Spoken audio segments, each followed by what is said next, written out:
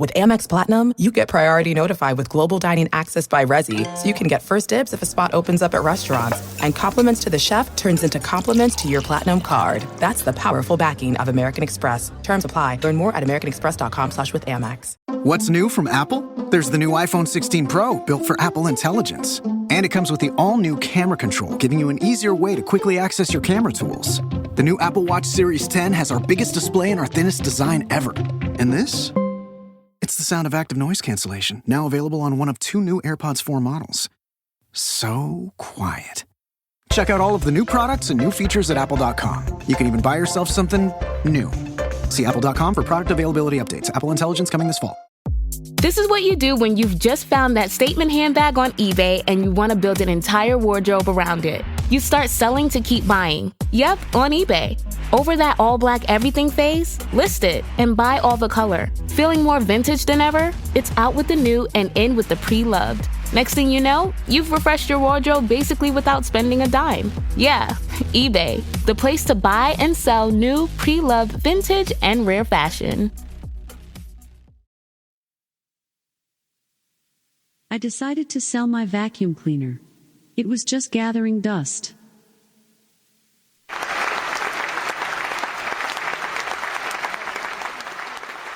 What do you call an ostrich in a cornfield? A crop duster.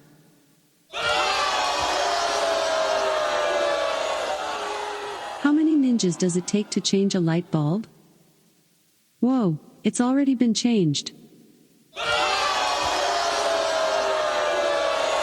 If you just read the bio for Dr. Steve, host of Weird Medicine on Sirius XM 103 and made popular by 2 really comedy shows, Opie and Anthony and Ron and Fez, you would have thought that this guy was a bit of, a clown. Your show was better when you had medical questions.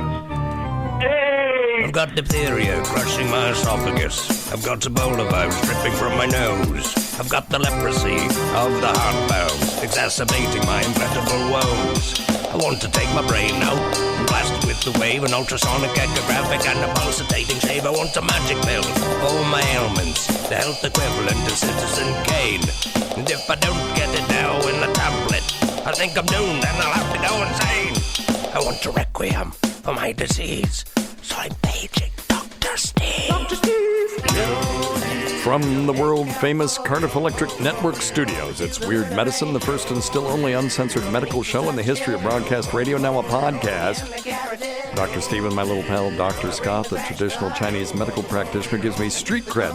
Wacko alternative medicine assholes. Hello, Dr. Scott. Hey, Dr. Steve. And my partner in all things, Tacie. Hello, Tacie. Hello. This is a show for people who have never listened to a medical show on the radio or the internet. If you have a question you're embarrassed to take to your regular medical provider. If you can't find an answer anywhere else, give us a call. 347-766-4323. That's 347-POOHEAD. Follow us on Twitter at Weird Medicine or at DrScottWM. Visit our website at drsteve.com for podcasts, medical news, and stuff you can buy. Most importantly, we are not your medical providers. Take everything you hear with a grain of salt. Don't act on anything you hear on this show without talking over with your doctor, nurse practitioner, practical nurse, physician assistant, pharmacist, respiratory therapist, chiropractor, acupuncturist, whatever. So, thank you. Hello, Dr. Scott. Hello, Tacie. Check out stuff.drsteve.com. Stuff, stuff.drsteve.com for all your Amazon shopping needs. And check out Dr. Scott's website at simplyherbals.net. Simplyherbals.net. And check out our Cameo, cameo.com/weirdmedicine. It's cheap. I'm cheaper than Shuli. And I'll say fluid to your mama or secretions to your daddy or whatever you want me to do. And I'll even do Cletus or Myrtle if you so ask. So check that out. I just do it for fun. We're going to be on vacation, so I'll be doing it from the beach some. And that might be somewhat interesting. I don't know. Probably not. Probably still suck. And then patreon.com/weirdmedicine. Tacie and I do a show there that's a little different. Well, it's a lot different. And over the next couple of weeks on there, I'm going to be posting the first appearance of myself on the Opie and Anthony show and a couple other things, other old gems like that. Well, I had no idea I was even going to be on that show. And they just sort of sprung it on me. So that was kind of fun. And then we're still doing the exam room. We haven't had any celebrities in a while, but I've just been giving them a break. Well, we're they're just hard that. to pin down. I mean, they say they're going to do it, and then you can't. Yeah, we've had a couple of them flake out. Wake up in time, at 1 p.m. Yeah. We're unimportant, and we get that, but it is fun. We've got a bunch of friends that owe us a favor or two and can give us 15, 30 minutes and ask us medical questions, which they're going to do anyway. So it's kind of a fun thing. Scott, you should come in on one of those. Yeah, I'd like to. Yeah, they're fun. All right. Okay. So I did want to throw somebody on Reddit had a funny thing that, Cardiff Electric, nobody knows who he is. Mm-hmm. And so recently Cardiff has been taking my voice and putting it on these different game shows that he does, and he modulates my voice the same as his. So people are thinking, well, maybe Dr. Steve is Cardiff Electric, but our voices are different. And this guy on it's hilarious on the subreddit said, nope, it's not Dr. Steve, it's Dr. Scott. They get all hepped up on Dr. Scott's CBD nose spray, and then Steve's paying Scott to do it. And actually, your voice sounds more like Cardiff Electric's than mine does. So that one's kind of plausible. All will be revealed September 17th in Rochester. When I will be there and Cardiff Electric will be there. And if we're in the same room at the same time, well, it's probably unlikely that it's me. So that's all I'm saying. And if you don't know what we're talking about, that's fine too. It was literally less than 1 minute of the show. So, but it was funny because he said, well, I was in his chat room and there's only 8 people in there and they're probably all boomers. That's true. There are quite a few boomers in there. I know Richard Kish is a boomer. I don't know about any of the other folks. I know that Amanda Swan is not a boomer. Kim Chickens is not a boomer. I'm assuming Patty is not. But we have our share of boomers. But this is not a video show. We do an audio podcast, but we have this video element for the handful of people that want to hang out with us. And Scott and I have both said it's changed the dynamic of the show, that we have more energy if we know we're actually talking to somebody. Yes, with great questions and interactions. Yeah, no, it's great. And they have fun in there. Way more fun. And if somebody gets laid from meeting somebody in our chat room, I want to know about it. There you go. I want to know Who's about first? It. Yeah, that's right. All right, very good. Thank you. And let's move on to the show. All right, very good. Check out Dr. Scott's website at simplyherbals.net. That's simplyherbals.net. Anything going on there? A lot of sinus spray. Yeah, lots of it. Yeah. Pretty hot stuff right now. Have you talked to anybody about maybe changing the delivery, the bottle in the future? Not yet. I loved the old bottle that you had. Yeah. I don't hate this one, but I love the other one better. Interesting. Yeah, not a big difference. Just 2 different suppliers. So let me ask you something. So when you have something like this, because I'm always thinking about things I'd like to about maybe things. Yeah. No, I'm interested in how you bring something like this to market. Do they send you a bottle and you get to put your stuff in it and sample it to see how it works, or does it just show up one day and you go, oh fuck, this wasn't the same as the last one?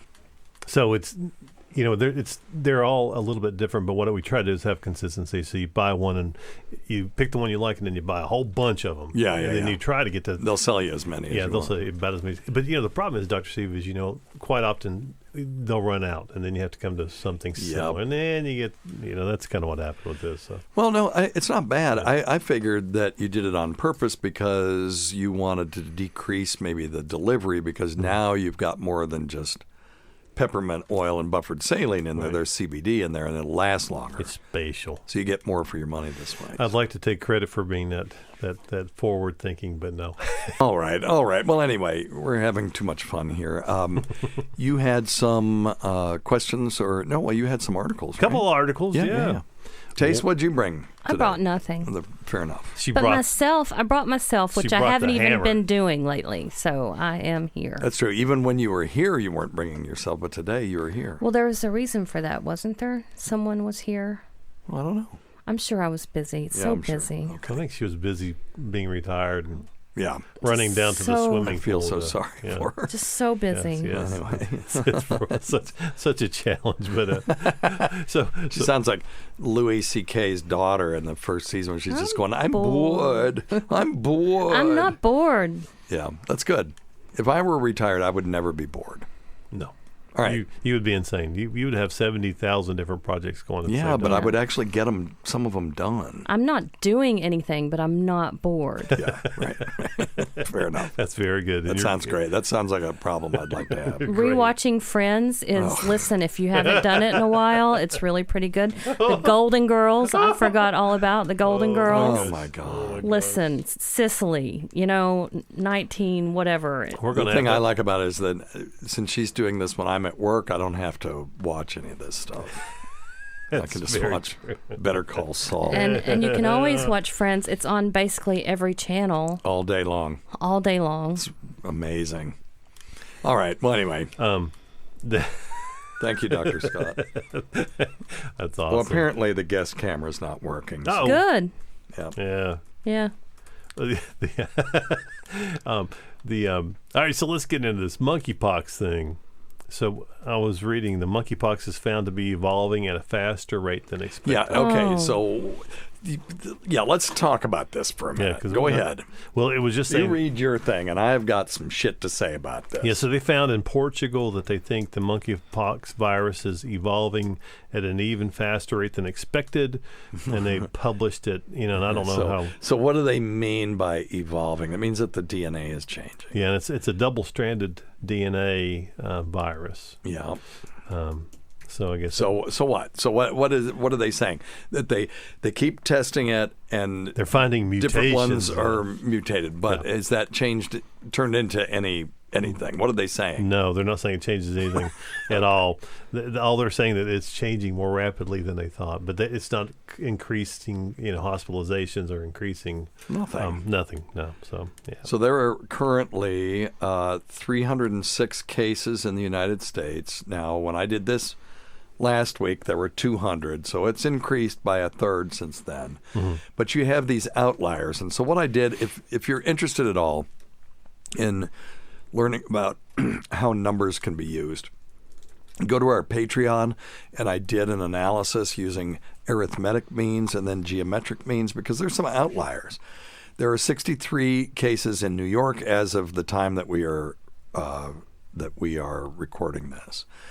There are 66 cases in California, and then like Arizona 1, Colorado 7, Georgia 7. There's 27 in Florida, and North Carolina 2. Oregon's got 1 whole case. So when you look at the total number of patients in the United States that have this right now is 306. Now, I don't know if when they resolve, if they're falling off. This is CDC monkeypox. I don't know if this is cumulative or these are current active cases. So let me see. Total confirmed. So this is cumulative. So this isn't even how many people actually have it. Right. Because some of the people that had it in the beginning, it's just gone away. So, 306 divided by 350 million. Not a lot. Yeah, your chances are, what, 1 in a million? Is that right? Yeah, 1 in a million. So those are still pretty good odds. If I gave you those odds, you'd go to Vegas and bet the whole house. Bet the farm. So the fact that these are these clickbait titles, maybe it means something.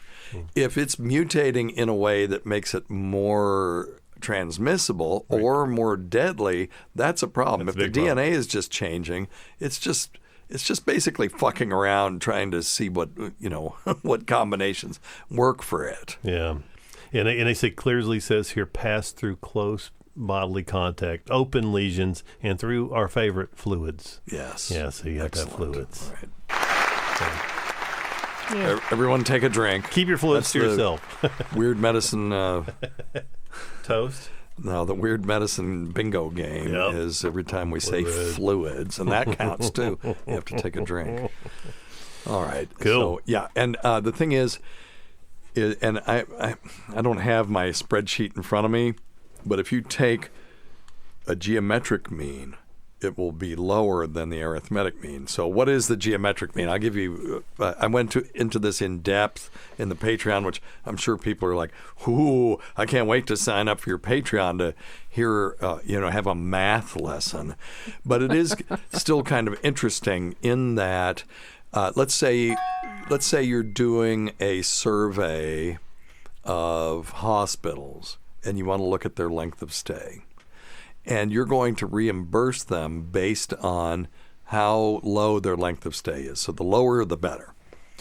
And you have this hospital that has this one dude in there that's been there for 600 days.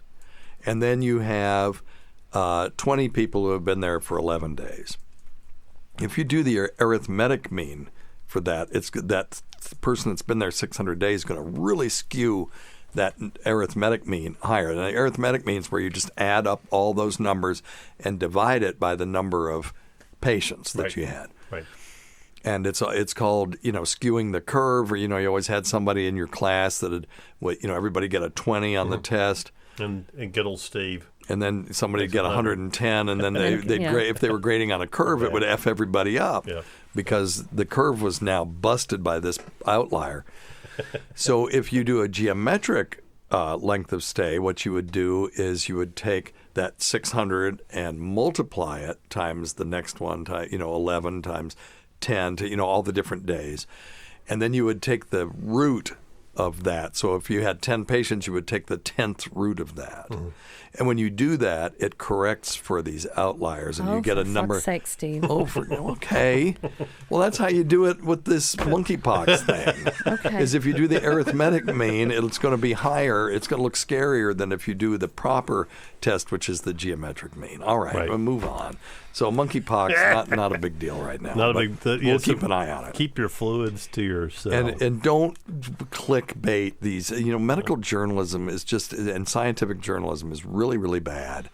And they'll, monkeypox is mutating at an alarming rate. And it's like, okay, so they check it in the DNA on these different loci are just different. And that okay. Yeah. Does that translate into anything? That's what we want to know. Right. I don't give two shits if some drug lowers my cholesterol if it doesn't in turn decrease my risk of heart attack and stroke. Exactly. And there are drugs like that. There's one out there, and I'm not going to say it because I don't want them sending me a cease and desist. But there's one drug out there that will decrease your cholesterol pretty significantly, but it doesn't translate into decreased heart attacks and strokes, so who cares? Right. Nobody writes it anymore because of that. No. So, I always used to tell the reps that would come to see me, and they loved me because of these kinds of statements, that I don't care if somebody came in here with a drug that would triple my cholesterol but would decrease my risk of heart attack and stroke, I'll write the hell out of it. Sure. Because cholesterol is an intermediate endpoint. The true endpoint is, does it improve this patient's quality of life, or does it improve their survival? Yep. That's the thing. Exactly.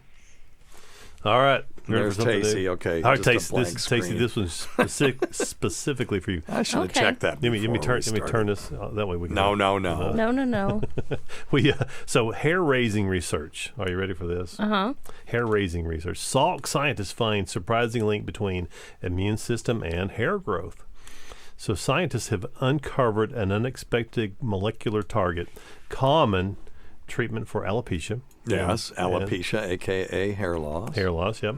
And conditions but this specific alopecia is when your immune system attacks the hair follicles and causes them to fall out. Well, that sounds like alopecia areata, which is different, right? Oh, that's different? That's an immune system alopecia. No, that's what it is. Yeah, but they didn't put that on here. They just said plain alopecia. But they're talking about the immune system attacking. Yeah. Okay, so they're not saying that in male pattern baldness. No, they are not. The immune system. They're talking about immune mediated alopecia. So you have alopecia areata, which is where you get these punched out. Matter of fact, we have a question about this coming up, where you have punched out lesions.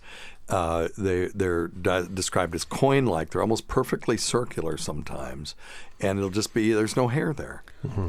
And then you'll have alopecia totalis, and that's when your whole head loses its hair because of the immune system attacking the follicles. And then you'll have alopecia universalis, which I understand that the guy that played Victor Zsasz on that show Gotham, but also played Noko Hank on Barry. I understand he has that.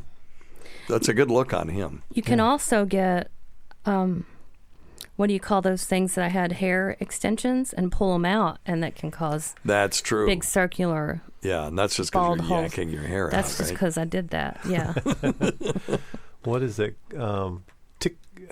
What? Tictilomania? Trichotillomania. Right. Yeah. Trichotillomania, yep. I only have that when I have fake hair and pull their hair out. Trichotillomania where they will eat it too? I don't know. Let me I thought it was double just check you pulled that. it out.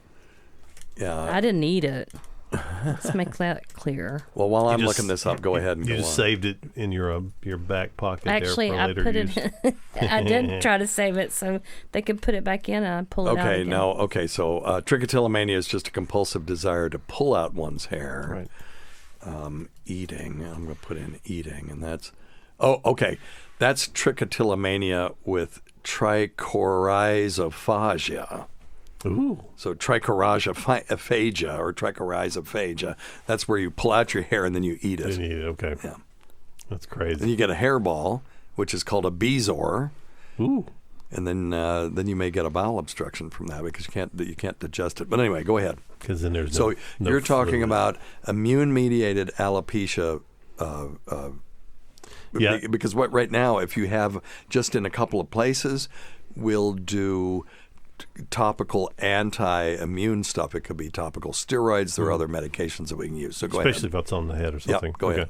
So so these scientists did not begin by studying hair loss. They were interested in researching the roles of regulatory T cells and glucocorticoid hormones in autoimmune disorders. Okay. They first investigated how these immune components functioned in multiple sclerosis, Crohn's, and asthma. God damn, this is about as boring as sex with my wife. Show. Go ahead. We'll pick things up in a minute, Tacie, I promise. Will we? No, I'm interested in this. But what they found was that that these people that had issues with their immune systems, they were attacking. Yeah. The yes. Yeah. We established that. Yeah. So now what are they going to do about it? Well, I'm reading to the bottom of it. Let's get to the bottom. You didn't tell me to get to the conclusion part. I only read the first. It's the best show prep in the business. I only read the first paragraph. Well, at least everybody knows what trichotillomania That's right. is. The study revealed regulatory T cells and glucocorticoid hormones are not just immunosuppressants, but also have a regenerative function. Oh, so what are they going to do about it? They can turn it around, in other words? Which is what they're trying to do, is isolate those regulatory T cells and flip them, and that way it doesn't attack the hair follicles. Now you found some. So they found a target to reverse things like alopecia areata, or maybe in these cases, alopecia universalis or totalis, because those you can't just inject your whole body with or rub that steroids. Stuff all over now. And so if you can turn the T cells that are killing the follicles and go, hey, stop doing that, and maybe promote hair growth, that would be awesome. You know, it's been many years since seeing that, but I think the two cases I've ever seen that were profoundly stressed out people. Yep. And I think the stress levels increase their autoimmune disorder. Oh, I'm sure that's true. Stress is and hairless. Top to bottom. Stress sucks. Stress sucks. Yeah. Speaking of stress, I have to go get a fucking CT scan on my chest tomorrow.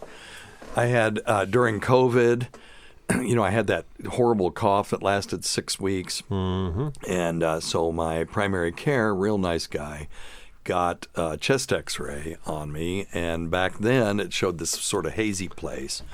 Well, now he calls me and says, oh, yeah, the good news is listen, physicians don't ever say good news, bad news. No one wants to hear that shit. No. He said, the hazy place is completely resolved, but now they're seeing some sort of scarring in there. And so now I got to get a CT scan tomorrow, 2 days before I go on vacation, to determine whether it's just scarring from the COVID-19, which is 99%, I'm sure that's what it is, Or is it pulmonary fibrosis from my stupid ozone generator or some genetic thing? So, I could either have a really good vacation or a really shitty one. Oh, but I'm going to have that tomorrow. So anyway, yeah, it's stressing everybody out. It's stressing Tacie out more than me, because without me, Tacie has difficulty, working the Alexa or the. You've got the TV worked out. That's the only reason. Is Alexa. And she'll starve to death because I do all the And I would starve to death. So anyway, well, I think it'll be hilarious if it was my ozone generator that did it. Yeah, because it's I'll be laughing about that. But anyway, no, I won't be. But I'm just hoping for post-COVID scarring. That's all it is. So yeah, I think it is. Anyway, I had a bad case. If it weren't for the monoclonal antibodies, it would have been 1,000 times worse. And we've had PA or NP Mel B in here. Mm-hmm. She had it and has an autoimmune problem. She's talked about it. Yeah. Didn't get the monoclonal antibodies. They didn't even send her to get them until it was too late. When she went in, her oxygen was like 88%. So she ended up, here I am, 65. And at risk because of my age and my my mild to moderate blood pressure, and got it on day 2, and I was fine. And she actually had an autoimmune disorder, never got the monoclonal antibodies, and ended up on oxygen for 6 to 8 weeks at work. I mean, she was working with oxygen. Oh, wow. Yeah.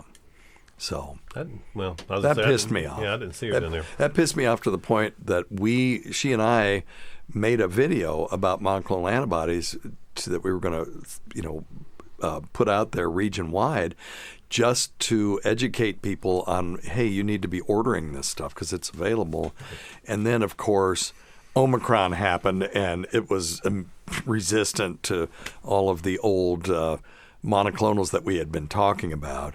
And then that Sotruvimab, we could hardly ever get it, so we just said F it, and that video never came out.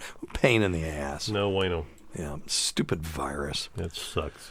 All right, what else you got? Anything else? Well, I've got one more on a keto diet, and I've also got a keto diet. I've also got a couple good questions in the chat room as well. Okay, so. yeah. Oh, real quick. You mean in the waiting room? Oh, my I'm not booing the waiting room. goodness. I'm booing the idea that we have a name for it, and it's the waiting room. I said, I get one boo, but I don't get any bills. That wasn't you. That wasn't for you. I'm going backwards. That's for me naming the YouTube chat room the waiting room. Oh,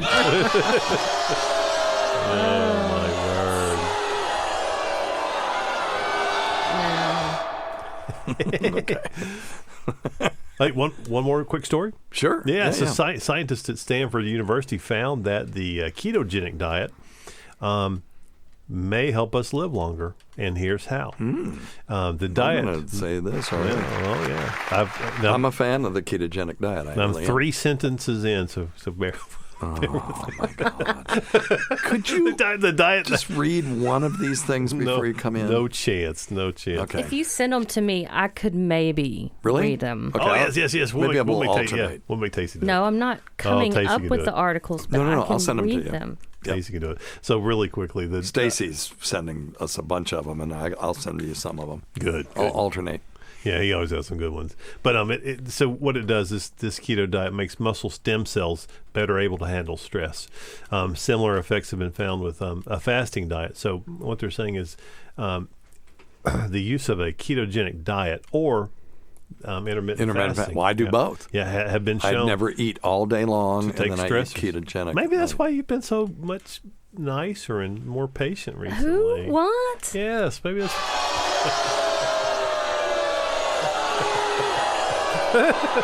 Steve?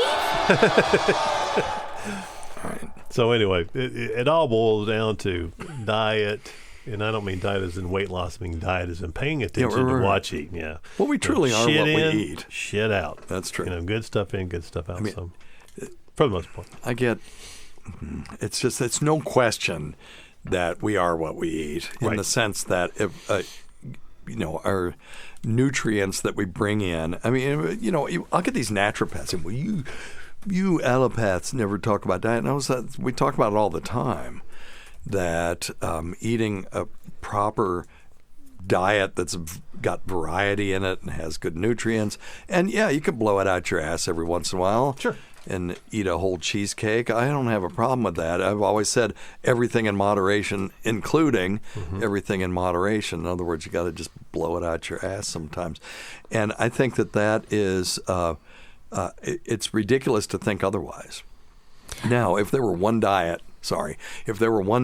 that we demonstrated works better than any other, we would all be on it. Now, we maybe have shown that with the vegan diet, but people just don't want to do that. So there is some really good data on vegan diet and health.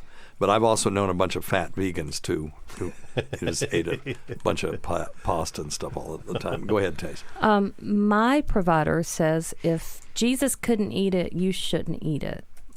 Okay, meaning if he it wasn't around cheeseburgers. Yeah, if it wasn't around when he was around. Yeah, and if you don't want to throw the religious bent, if Fred Flintstone couldn't eat it, you can't eat it. So that's sort of the paleo idea, that our ancestors did not have processed carbohydrates, highly concentrated carbohydrates. Our really remote ancestors were hunter-gatherers. So their diet was high in lean protein, and they'd have some carbs every once in a while if there were berries, or if they'd eat the seeds off of grass or something, which was the precursor to flour. It really wasn't until agriculture happened that we started really eating things that had concentrated carbohydrates in them. And even then, we didn't eat that much. If you look back, and we used to talk about this all the time on the show, if you look back at images from crowds from the 20s, 30s, 40s, even through the 50s, you don't see nearly as much obesity as if you look at a crowd now. Right. And we've always said correlation is not the same thing as causation. But one of the things that did happen was we radically changed our diet when the USDA decided we need to make this pyramid, and the bottom needs to be whole, grains, because they wanted to sell more grains. Right. So they started encouraging people to eat more bread and more grains and, rice and flour products. And then we started eating crackers and cakes and cooking. And now sugar comes into the mix. And then the next thing you know, we're a nation of fatsos. Fatsos. And I include myself in that, so I can say that. Me too. Yeah. All right. Good stuff. Anyway, yeah. So I'm cool with ketogenic diet if it's done right. Yeah, if it's done correctly. That's not just the steak and bacon and mayonnaise and vodka diet. And that's what your Uncle Joe told you. And he heard that from his buddy, Cletus from the Holler or something. The true ketogenic diet, at least the way Adkins promoted it, was green leafy vegetables with lean animal protein. Right. And there's no way that you can't tell me having a grilled chicken salad for lunch with some vinaigrette on it is in any way unhealthy, right? Unless they're putting sodium metabisulfite on the greens to keep them green. That pisses me. Then you'll shit your pants. Just go, or you'll have abdominal pain. Yeah. At restaurants, just go to the market every morning and buy fresh greens and make your salads out of that. Goodness gracious. I hear you. All right. Good. All right, cool. Is that it? That's it. All right. Tacie, you got anything? Nope. Today's episode is brought to you by Angie. Angie has made it easier than ever to connect with skilled professionals to get all your jobs and projects done well. Let me tell you, there's the version of it where you try to do something at home, and then there's a version of it where you have someone help you, you watch them do it the right way, and you go, thank God I didn't try to do that myself. I have fully done things around the home that I think look good, and then a bang in the night, and I wake up to a shelf collapsing, a painting falling off the wall. I've seen it all go south. I own a home, and I can tell you, I know how much work it can take. Whether it's everyday maintenance and repairs or making dream projects a reality, it can be hard just to know where to start. But now all you need to do is Angie that and find a skilled local pro who will deliver the quality and expertise you need. Whatever your home project, big or small, indoor or outdoor, you can Angie that and connect with skilled professionals to get the project done well. Right now, one of my wish lists is I want a bike for my condo in Milwaukee, and I would love to rig it up on a pulley in the ceiling because I have one of those lofted ceilings. but I'm so scared to try that on my own. Angie has 20 years of home experience, and they've combined it with new tools to simplify the whole process. Bring them your project online or with the Angie app. Answer a few questions and Angie can handle the rest from start to finish, or help you compare quotes from multiple pros and connect instantly, which means you can take care of any home project in just a few taps. Because when it comes to getting the most out of your home, you can do this when you Angie that. Download the free Angie mobile app today or visit Angie.com. That's ANGI.com. This is what you do when you've just found that statement handbag on eBay and you want to build an entire wardrobe around it. You start selling to keep buying. Yep, on eBay. Over that all-black everything phase? List it and buy all the color. Feeling more vintage than ever? It's out with the new and in with the pre-loved. Next thing you know, you've refreshed your wardrobe basically without spending a dime. Yeah, eBay, the place to buy and sell new, pre-loved, vintage, and rare fashion. Earning your degree online doesn't mean you have to go about it alone. At Capella University, we're here to support you when you're ready. From enrollment counselors who get to know you and your goals, to academic coaches who can help you form a plan to stay on track. We care about your success and are dedicated to helping you pursue your goals. Going back to school is a big step, but having support at every step of your academic journey can make a big difference. Imagine your future differently at capella.edu. Introducing our biggest GMC Acadia ever. Offering bigger screens, bigger views, and even bigger journeys. Live your biggest life in the all-new GMC Acadia. Hear that? Yeah, that's the sound of you relaxing, because now you're managing diabetes with the Freestyle Libre 3 system. You get to know your glucose levels and where it's headed. Manage your diabetes with more confidence with the Freestyle Libre 3 system. Ready to learn more about the #1 prescribed CGM in the U.S.? Visit freestylelibre.us to learn more. Based on retail sales data for patients' last filled prescription by manufacturer. Refer to the FLAIR NL4 study published in BMJ Open Diabetes Research and Care 2019. Safety info found at freestylelibre.us. One thing, don't take advice from some asshole on the radio. So you got some questions from the waiting room? Yeah, a couple good questions. Okay. Well, I'll be the judge of that. And a judge of a good question is whether I can answer it without having to look something up. Hey, so Kim Chickens wants to know about stem cell injections for knees and delaying total knee replacement surgery. What do doctors think? Well, what do you think about it? I think it's about like everything else. For a lot of people, it's very beneficial, and I can tell you that the guys that I work with that do these every single day, it all depends on if there's some structural integrity inside the knee that they can work with. Yeah. The younger the person, that's right. The younger the person, the better. Number one. The older the person doesn't mean you won't do as well, but what they'll do a lot of times is not use that person's stem cells. They'll actually get stem cells from a donor. Yeah. Because the older you are, the less viable your stem cells are. And then finally, the less viable everything is. Yeah, that's true. And then finally, what they have shown, acupuncture on the joint, specifically the knee, greatly increases the efficacy of stem cell. What? It does. Okay, Yeah, bring that study up. Yeah, I want to see it. Yeah. I don't. That is a truth. I actually don't doubt it. I just want to make sure that we're. You think I would lie to all of the people? No. Listen, when I write stuff in a chart, I always put citations by it so that I bring my receipts. We just need to bring our receipts because that is an interesting finding. Yeah. And if I could see that study. But, okay, so to Kim's question, I found this is from the British Journal of Sports Medicine. It's one of the British medical journals. It's a BMJ journal, so it's not some shitty fly-by-night journal that you, well, anyway, let me leave it at that. It's called Autologous Stem Cell Therapy. So this will be autologous stem cells are those that are derived from the patient's own body. In knee osteoarthritis, this is a systematic review of randomized controlled trials. So I'm going to give them one of these on that because this is the kind of study where you can get some real information where they take a bunch of smaller studies and do a very systematic review of all the data, mush it together, and then make a conclusion from it. And so they said stem cell therapy is increasingly used for knee osteoarthritis, We aim to review the evidence of autologous mesenchymal stem cell therapy on pain, function, and severity. And so let me tell you about the mesenchymal cells. So what they got therapy derived from bone marrow, fat tissue, or peripheral blood. And after 1 year, clinical outcome measures improved compared with the controls. And in the stem cell group, patients improved by 1.8 to 4.4 points on the visual analog scale. So that's where you just say, where's your pain on a scale of 1 to 10? Mm-hmm. And with 10 being, I am literally sawing your leg off with a rusty saw in the, on the battlefield and, during the war against this, war between the states. And I can't imagine what that pain must have been like. No. So that's a 10.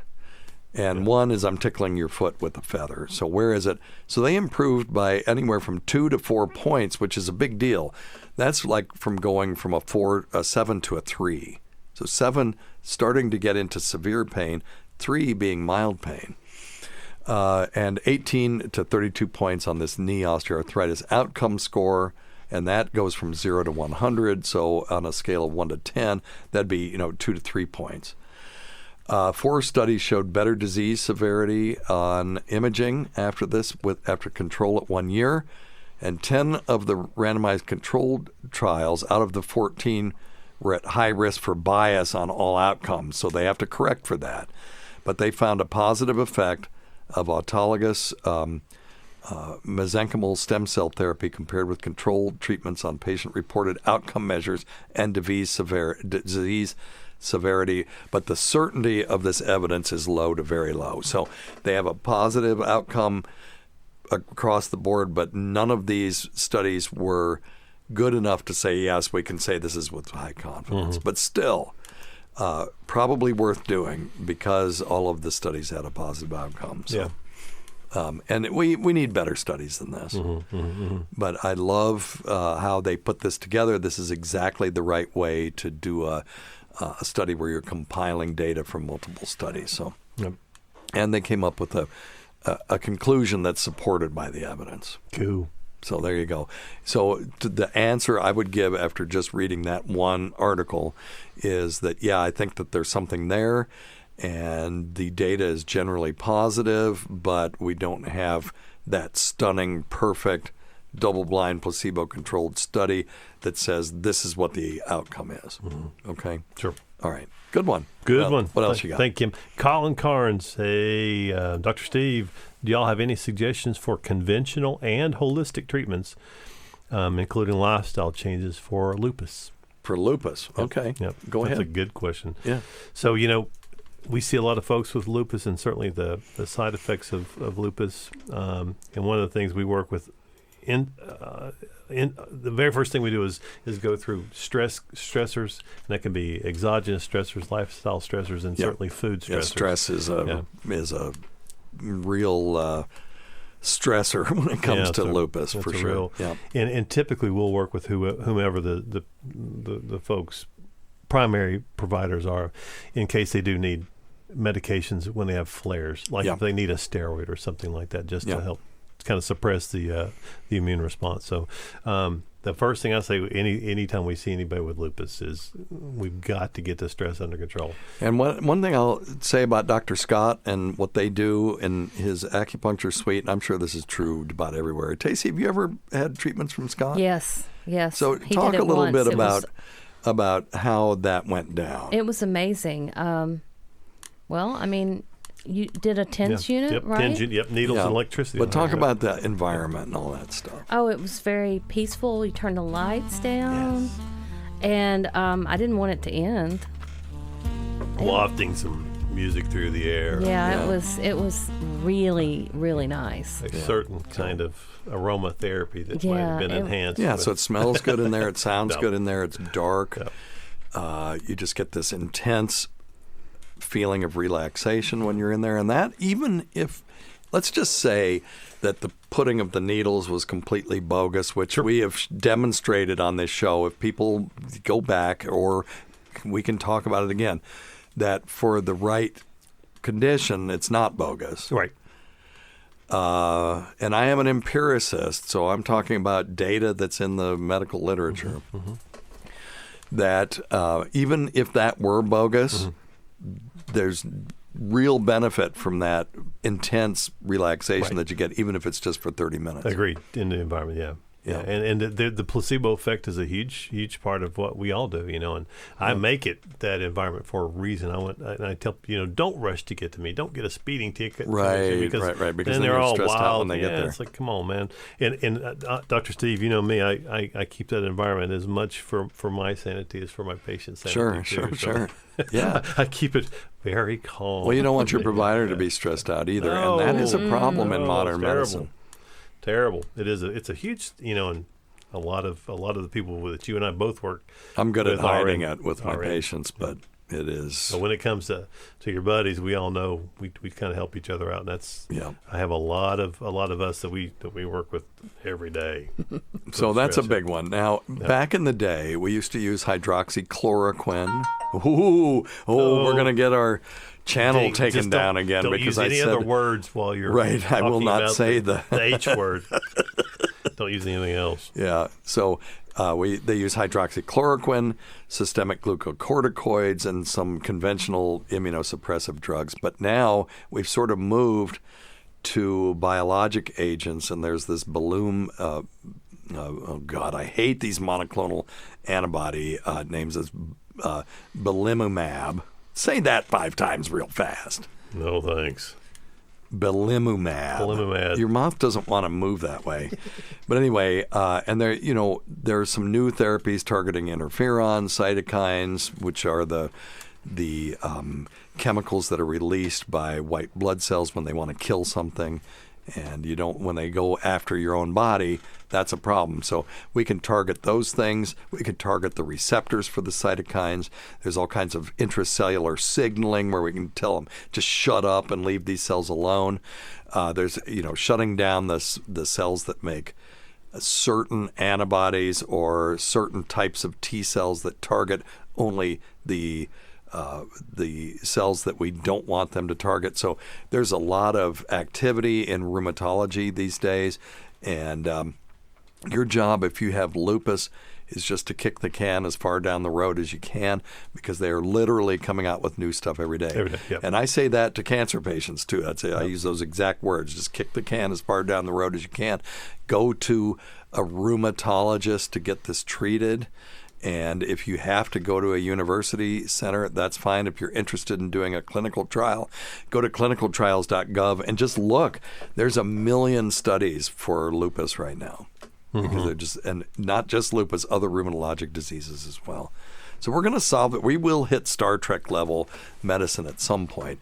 That may still be 100 years away. I always said that about Lord. I know what the way things are going now. But you remember when I first talked on this show about the lady that had stage 4 cervical cancer, and they took her T cells out and they exposed it to the tumor in a test tube, and then treated the tumor with chemicals to open up the proteins, and then sent those T cells back into her body just to see what would happen.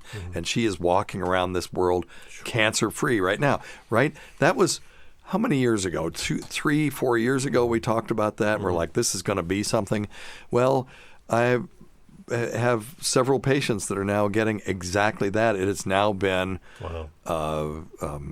branded and patented, and it's called CAR T cell therapy, and it's chimeric antigen receptor T cell therapy.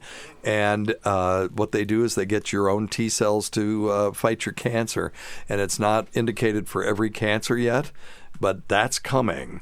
And there are people, you can get this now. It's not even a clinical trial anymore. It's on the market. So that's incredible. If you're interested in those kinds of things, there are still studies going on. So you can go to clinicaltrials.gov, and there are B-cell targeted therapies. There's all kinds of stuff going on. This has triggered a real excitement in people who treat and do research on cancer therapies, and this is coming to pass. 100 and God, it's coming to pass 95 years quicker than I thought it would. Right on. So That's pretty bravo amazing. to those guys. That's wonderful. All right. Anything else? Yeah. From there? Got one from Diesel Child. Great question from Diesel Child. Dr. Steve, I'm about to have surgery on my hiatal hernia at the end of July. What can I expect for recovery times? I'm a skateboarder, surfer, walk, I sprint in hills every day. So, he's obviously a pretty healthy dude. But talking about a hiatal hernia surgery, a fundoplication. I'm assuming you're having a fundoplication now. They do just do a hiatal hernia surgery where they tack down. So let's talk about what a hiatal hernia is first. Sure. So the esophagus passes from the upper pharynx, oropharynx, where you swallow, down to the stomach, right? And then, but the diaphragm is in there. The diaphragm's got to be there to provide downward pressure to expand the lung cavity so you breathe in. Right. Well, how in the hell does the esophagus hook up to the stomach when you got the diaphragm in the way? Well, obviously there's a hole in the diaphragm, and we call that the hiatus. And it's not a great design. It'll be one of the things when we're sitting in front of our creator, and if there's a Q&A, I'll ask, why did you design that way? Because it really caused lots of people a lot of problems. But it is a place where that area can become loose, and now the esophagus can pull up and actually pull part of the stomach up above the diaphragm. And that's called a hiatal hernia. So a hernia is any time a structure passes through a hole that it's not supposed to pass through. Okay. So inguinal hernia goes through the groin and passes through those rings. If you have a indirect hernia, where the vas deferens is supposed to go through. So the intestines aren't supposed to go through there, but when they do, we call it a hernia. And this is also a hernia because now the stomach is blooping up above the hiatus. Therefore, it's a hiatal hernia. So this is a major surgery it depends on how they're doing it. So if they're going to do a fundoplication, they can do that with a laparoscope now. But if they're going to do the open hiatal hernia repair, that can take 10 to 12 weeks. Normally, you can resume your normal activities before then, and as soon as you're off the opioids, you can drive and do things like that. They just mean don't be doing contact sports. Right. And it really takes about 12 weeks for a scar to fully heal and be done, and then that's what you've got. So it takes some time. Yeah. But anywhere, and really, again, it depends on the method that they're going to use. All right? Good stuff. Yeah. But I've thought about getting that Nissen fundoplication. And basically what they do is they just wrap the stomach around the esophagus and tack it down, and then it can't move anymore, and it helps to tighten that lower esophageal sphincter to keep acid and stomach contents from moving way back up into the esophagus again. Tacie had that the other night. It helps with the burning, right? He had mechanical. That's terrible. But it doesn't. But people still have to take PPIs if they have a fundoplication. I'm thinking, I don't know about that, but what was wrong with you? You got me on that. Now, sometimes if you have a Nissen, you may have to take a liquid diet for 3 weeks. Yeah, because it can get tight.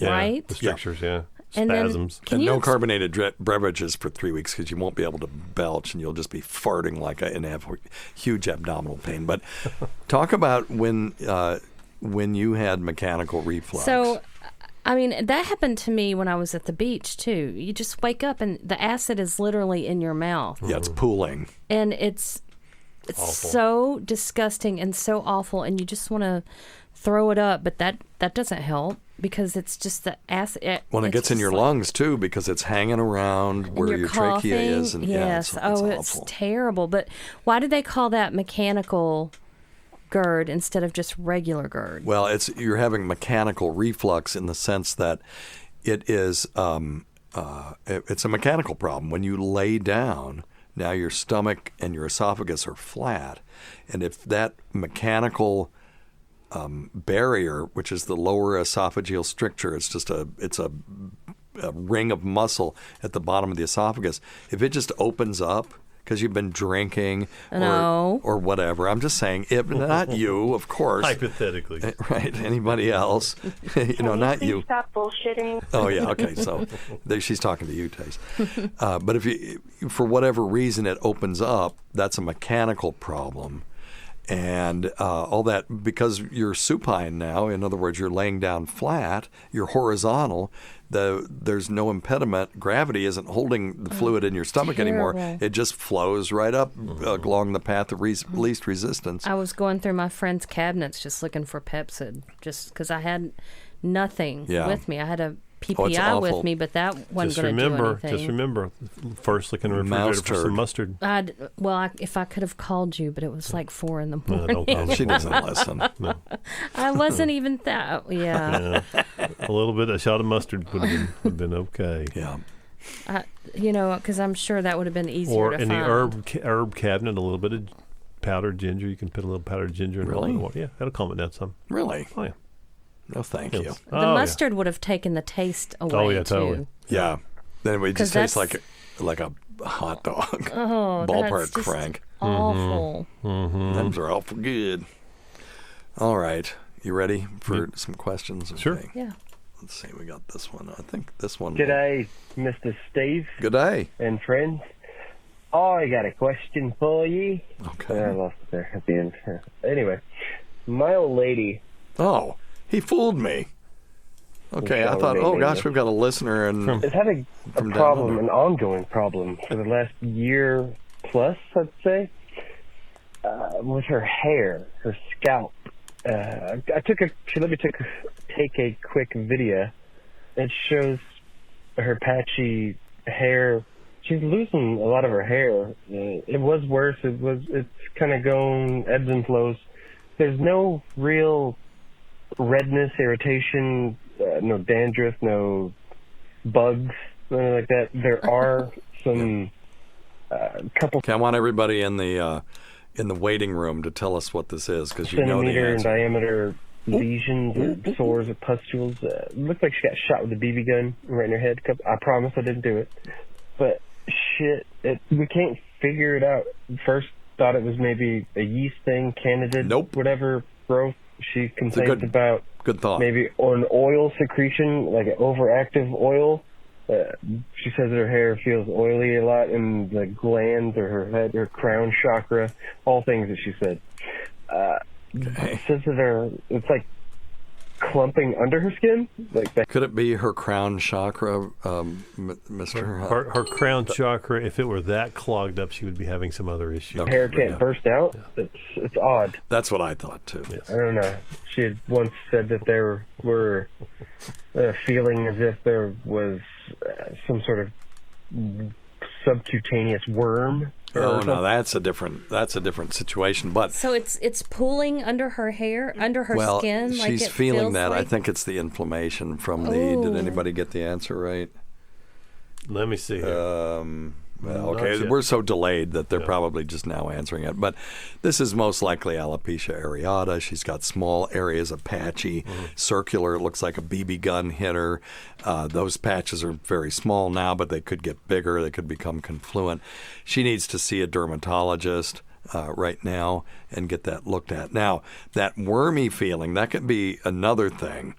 But if you just feel it and you don't see them, that's probably a sign of inflammation under the skin that may be causing this. I've never heard people complaining about feeling the inflammation when they have alopecia areata, but I wonder if it happens beforehand, and then it goes away, and then the hair follicles die, and then the hair falls out. So they may not associate the two things. So she may just be catching this really early, which means that they can treat it pretty quickly. I would be interested in whatever a dermatologist said. There are other things that it could be, obviously. Now, if you have someone that says, I have little filaments of stuff that I pick out of my skin, and they've got these lesions, and they're all over the place, anywhere that they can reach, but nowhere where they can't.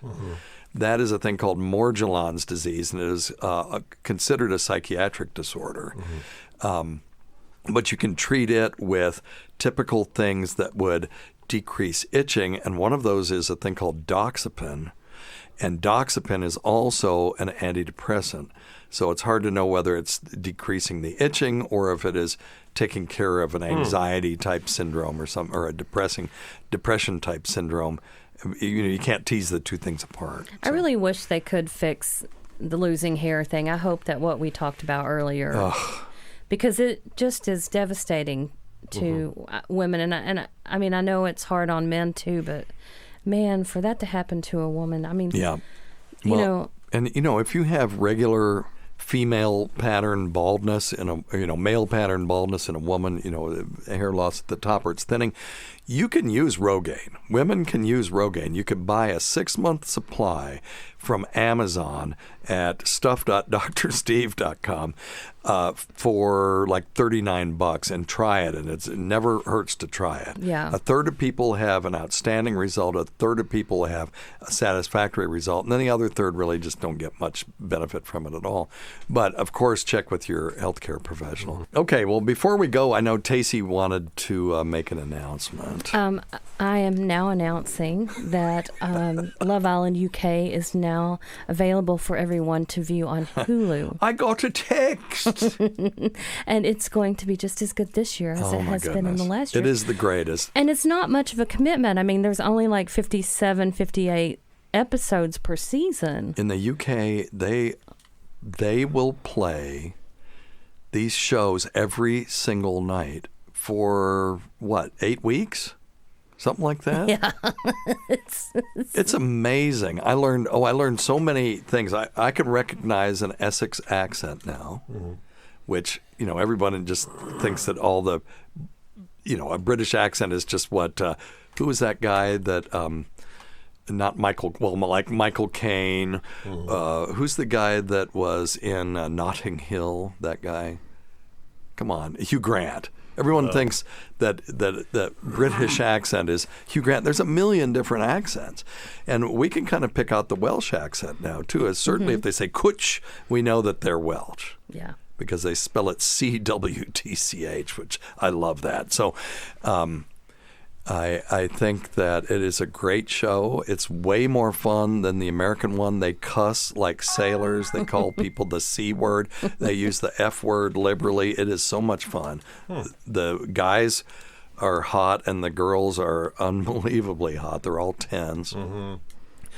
And it's fun. How funny. Yeah. I've never seen it. You have not ever seen it? No. Well, you don't watch that kind of TV. No. Well, you are missing out, my friend. As soon as I retire, that's the top of my list. Well, it sounds like you retired from this show. Could you talk into the microphone? Sorry. Thank you. I was taking a nap. Hey,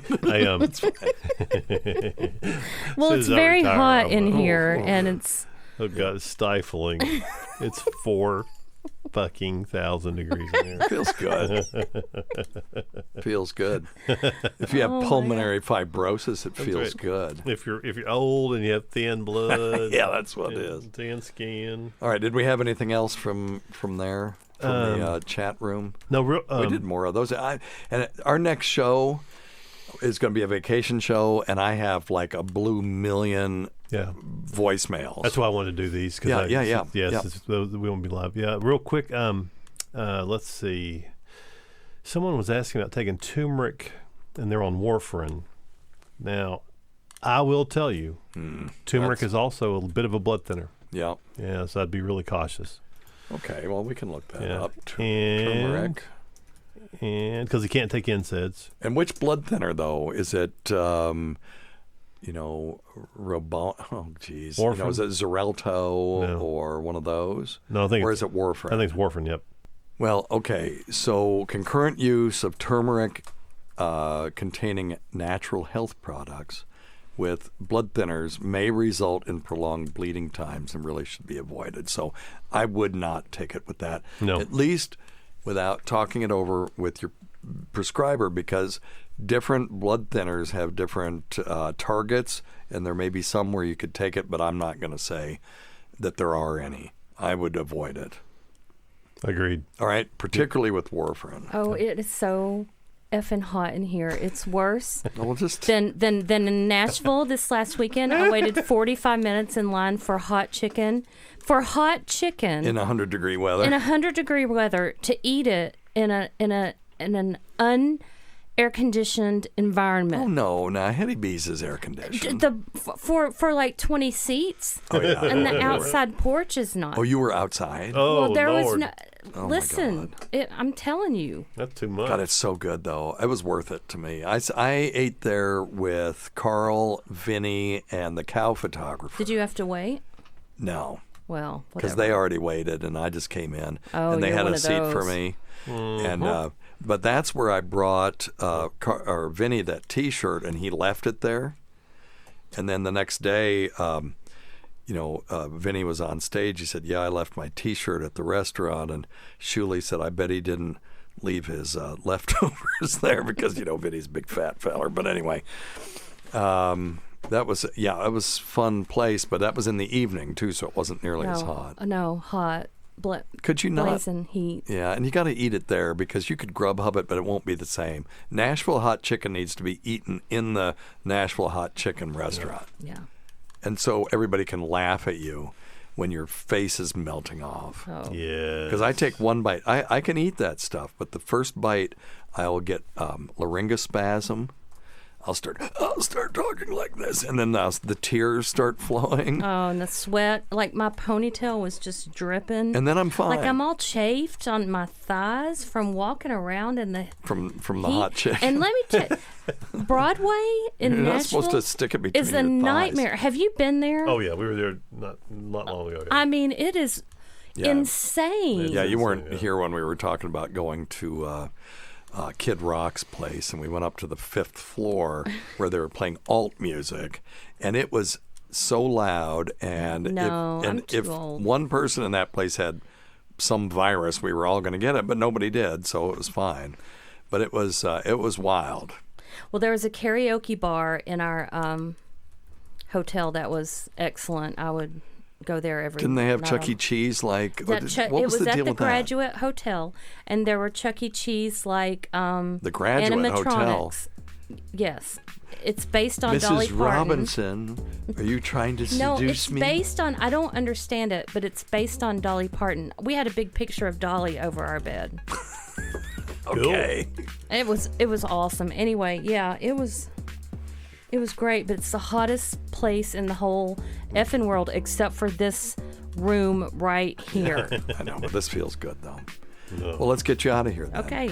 Hey, thanks always go Thank to Dr. Scott and Tacie. Appreciate you guys being here, even though it's so uncomfortable in here. It's really We can't forget uncomfortable. Rob Sprance, Bob Kelly, Greg Hughes, Anthony Cumia, Jim Norton, Travis Teft, that Gould girl, Kim Chickens, Lewis Johnson, Patty Blue, Paul Ofcharsky, Sean Pedrick, Chowdy 1008, Howdy Gooplunk, Eric Nagel, the Port Charlotte Whore, the Saratoga Skank, the Florida Floozy, the St. Pete Barkeep Blower, the Dolly Museum Diddler, the Ballet Bimbo, the Girl with the Genetic Half-Sister no one knows about, Percy Dumb, Roland Campos, Sister of Chris, Sam Roberts, She Who Owns Pigs and Snakes, Pat Duffy, Bill the Cop, Keith the Cop, Dennis Falcone, Matt Kleinschmidt, Dale Dudley, Holly from the Gulf, Christopher Walken's voice double, guitarist Steve Tucci, the great Rob Bartlett, Adam Goldstein, Cowgirl Vic. Thank you for your service. Cardiff Electric, Casey the Soil Scientist, Carl of the Talipes Equinovarus Carls, producer Chris. I thought we weren't going to add to it. AKA Paducah Chris, Okay. the subreddit news chick, AKA That Broad, Crows and the Bukkake Queen, Jenny Jingles, the Inimitable, Vincent Paulino, everybody, Eric Zane, Trucker Andy, Tucker and Anita Dixon, Bernie and Sid, Martha from Arkansas's Daughter, Ron Bennington, and of course our dear departed friends, GVAC, Barry the Blade, and Todd Hillier, who supported the show, was always gracious and always appreciated. Listen to our SiriusXM show on Faction Talk channel, SiriusXM channel 103s, Saturday at 7 p.m. Eastern, Sunday at 6 p.m. Eastern on demand and other times at Jim McClure's pleasure. Many thanks to our listeners whose voicemail and topic ideas make this... Okay, if I have pulmonary fibrosis, I'll only be able to do 3 lines, so then you'll be happy. Go to our website at drsteve.com for schedules, podcasts, and other crap. Until next time, check your stupid nuts for lumps. Quit smoking, get off your asses, and get some exercise. We'll see you in 1 week for the next edition of Weird Medicine. Thanks, everybody. See, I can't stop when I get started today. All right. See you.